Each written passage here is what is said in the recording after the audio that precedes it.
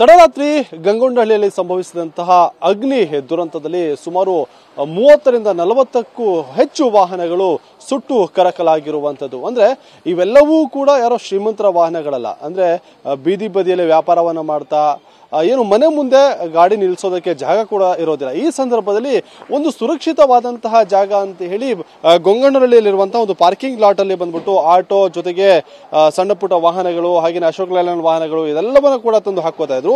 ಆ ಒಂದು ವಾಹನದಲ್ಲಿ ಒಂದಿಷ್ಟು ಪಾತ್ರೆಗಳಾಗಿರ್ಬೋದು, ಬಟ್ಟೆ ಆಗಿರ್ಬೋದು, ಜೊತೆಗೆ ಪ್ಯಾಸೆಂಜರ್ ಅನ್ನ ಕರ್ಕೊಂಡು ಹೋಗುವಂತಾಗಿರ್ಬೋದು, ಇಂಥ ಒಂದು ಕೆಲಸವನ್ನ ಮಾಡಿಕೊಂಡು ಇಲ್ಲಿ ತಂದು ವಾಹನವನ್ನ ನಿಲ್ಲಿಸ್ತಾ ಇದ್ರು. ಅಂದ್ರೆ ಪ್ರತಿದಿನಕ್ಕೆ ಸುಮಾರು 30 ರೂಪಾಯಿ ಇಲ್ಲಿ ಪಾರ್ಕಿಂಗ್ ಚಾರ್ಜ್ ಅನ್ನ ಕೂಡ ನೀಡ್ತಾ ಇದ್ರು. ಆದ್ರೆ ಸುರಕ್ಷಿತವಾಗಿದೆ ಅಂತ ಹೇಳಿ ಎಲ್ಲಾ ಆಟೋ ಚಾಲಕರು ಜೊತೆಗೆ ವಾಹನ ಚಾಲಕರು ಕೂಡ ಭಾವಿಸ್ತಾ ಇದ್ರು. ಆದ್ರೆ ನಿನ್ನೆ ಸಂಭವಿಸಿದಂತಹ ಅಗ್ನಿ ದುರಂತದಲ್ಲಿ ತಮ್ಮ ಕನಸೆಲ್ಲವೂ ಕೂಡ ಸದ್ಯಕ್ಕೆ ಸುಟ್ಟು ಕರಕಲಾಗಿರುವಂತದ್ದು. ಅಂದ್ರೆ ತಮ್ಮ ವಾಹನಗಳಿಗೆ ಬಂದಂತಹ ಸ್ಥಿತಿಯನ್ನು ನೋಡಿ ಎಲ್ಲಿರುವಂತಹ ವಾಹನ ಚಾಲಕರು ಮಾಲೀಕರು ಎಲ್ಲರೂ ಕೂಡ ಕಣ್ಣೀರನ್ನ ಕೂಡ ಹಾಕ್ತಾ ಇರುವಂತದ್ದು. ಇಲ್ಲಿ ಗಮನಿಸಿರ್ಬೋದು ನೀವು, ಈ ವಾಹನದಲ್ಲಿ ಪಾತ್ರೆಗಳನ್ನ ತೆಗೆದುಕೊಂಡು ಹೋಗಿ ತಮ್ಮ ಜೀವನವನ್ನ ನಡೆಸ್ತಾ ಇದ್ರು.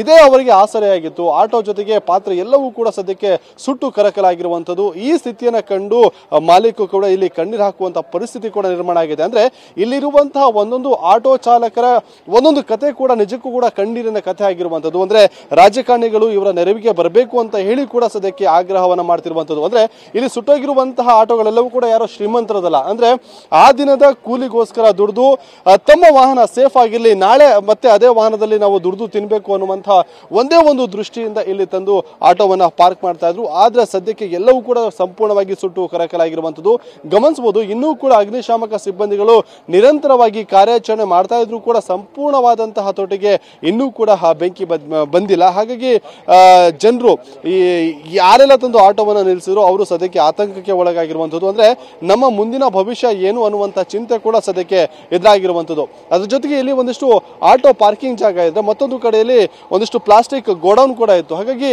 ಆ ಒಂದು ಗೋಡೌನ್ ಮೂಲಕವಾಗಿ ಬೆಂಕಿ ಹೊತ್ಕೊಂಡಿದೆ ಅಂತ ಹೇಳಿ ಕೂಡ ಸದ್ಯಕ್ಕೆ ಹೇಳಲಾಗ್ತಾ ಇರುವಂತದ್ದು. ಅದೇ ಒಂದು ಈ ಗೋಡೌನ್ ಪ್ಲಾಸ್ಟಿಕ್ ಗೋಡೌನ್ ಇದೆ, ಆ ಗೋಡೌನ್ ಇಂದ ಬೆಂಕಿ ಹೊತ್ಕೊಂಡು ಆಟೋಗಳೆಲ್ಲವೂ ಕೂಡ ಸದ್ಯಕ್ಕೆ ಸುಟ್ಟು ಕರಕಲಾಗಿದೆ ಅನ್ನುವಂತಹ ಒಂದಿಷ್ಟು ಮಾತನ್ನ ಕೂಡ ಇಲ್ಲಿರುವಂತಹ ಏನು ಆಟೋ ಚಾಲಕರು ಜೊತೆಗೆ ಮಾಲೀಕರು ಕೂಡ ಹೇಳ್ತಾ ಇರುವಂತದ್ದು.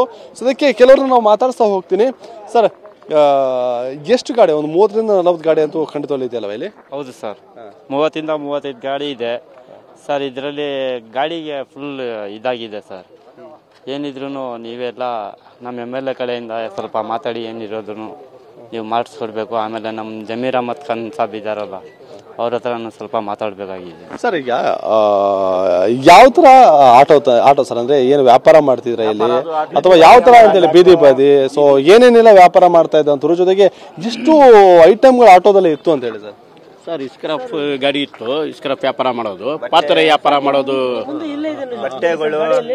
ಪಾತ್ರೆ ವ್ಯಾಪಾರ ಮಾಡೋದು ಗಾಡಿ ಇತ್ತು. ಅದು ಒಂದು ಬಟ್ಟೆಗಳು ಎಲ್ಲ ಇಲ್ಲ, ನಮ್ಮ ಪಾತ್ರೆ ಗಾಡಿನ ನಮ್ದು ಪಾತ್ರೆಗಳು ಇರತ್ತೆ, ಬಟ್ಟೆಗಳು ಇರತ್ತೆ, ಗ್ರೀನ್ ಚರ್ಸಿಗಳು ಎಲ್ಲ ಇರತ್ತೆ ಇಲ್ಲಿ ಸರ್. ಜಾಸ್ತಿ ವ್ಯಾಪಾರ ಜಾಸ್ತಿ. ನಮಸ್ಕಾರ. ಮನೆ ಏನಾಗಿದೆ, ಇದು ಬೆಂಕಿ ಒಂದು 15 ದಿವಸದಲ್ಲಿ 2ನೇ ಟೈಮ್. ಇದು ಒಂದು 15 ದಿವಸ ಮುಂಚೆನೂ ಈ ಕಡೆ ಒಂದು ಶೆಡ್ ಸೆಟ್ಟೋಗಿದೆ. ಇದು ಏನು ಆಗ್ತಾ ಇದೆ ಅಂತ ಗೊತ್ತಾಗ್ತಾ ಇಲ್ಲ.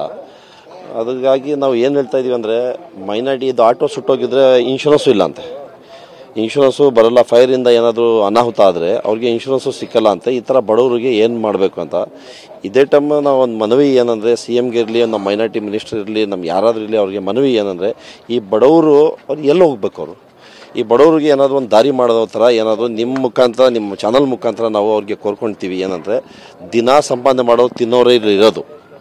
ಅವ್ರಿಗೋಸ್ಕರ ನೀವು ಒಂದು ಧ್ವನಿ ಎತ್ತಿ, ನಾವು ಒಂದು ಮಾತಾಡ್ತೀವಿ. ನಮ್ಮ ಶಾಸಕರು ಬಂದು ಆಶ್ವಾಸನೆ ಕೊಟ್ಟಿದ್ದಾರೆ ಅದೇನೋ ಮಾಡ್ತೀವಿ ಅಂತ. ಬಟ್ ಏನಿದೆ ಅಂತ ಹೇಳೋದು, ಈ ಥರ ದಿನ ಈ ಥರ ಬೆಂಕಿ ಆದರೆ ಇದಕ್ಕೆ ಒಂದು ಪರ್ಮನೆಂಟ್ ಸೊಲ್ಯೂಷನ್ನು ಬೇಕು. ಈ ಥರ ಎಲ್ಲ ಆಗ್ತಾಯಿದೆ ದಿನ ಒಂದು 15 ದಿವಸದಲ್ಲಿ ಇದು 2ನೇ ಟೈಮ್ ಆಗಿರೋದು.